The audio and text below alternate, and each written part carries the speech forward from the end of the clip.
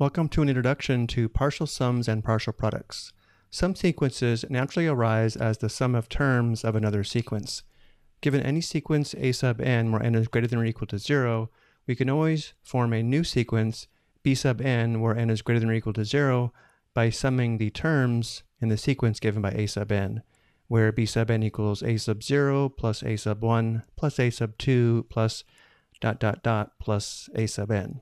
Since the terms of b sub n are the sums of the initial part of the sequence a sub n, we call b sub n the sequence of partial sums of a sub n. Soon we will see that it is sometimes possible to find a closed formula for b sub n from the closed formula from a sub n. To simplify writing out these sums or partial sums, we often use what's called sigma notation shown below, where b sub n is equal to the sum from k equals 1 to n of a sub k, which is equal to a sub 1 plus a sub 2 plus a sub 3 plus ... plus a sub n. Notice here the index starts at 1, where above the index started at 0. So we do need to pay close attention to the index. So this means add up all the a sub k's where k changes from 1 to n. Note that b sub n is equal to b sub n minus 1 plus a sub n.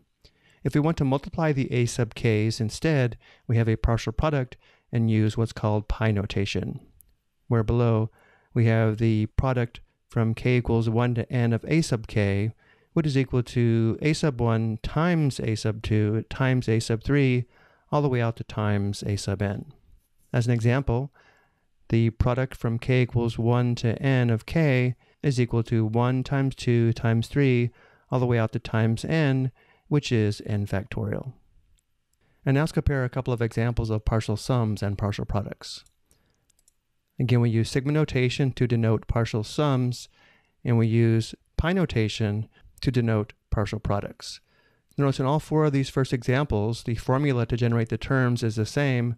The formula is 2k plus 1, and for the two partial sum examples, the only difference is the upper bound of the first index is n, the upper bound of the second index is 4. And I've shown how to determine the terms in the partial sums here on the right. Notice for the first partial sum, the last term is when k equals n, and therefore the last term is 2n plus 1. And for the second example, the last term is when k equals 4, which gives the term of 9. So for the second example, we can actually determine the partial sum, which is equal to 25. And then below we have the partial products. And again, the only difference here is we're multiplying the terms rather than adding the terms.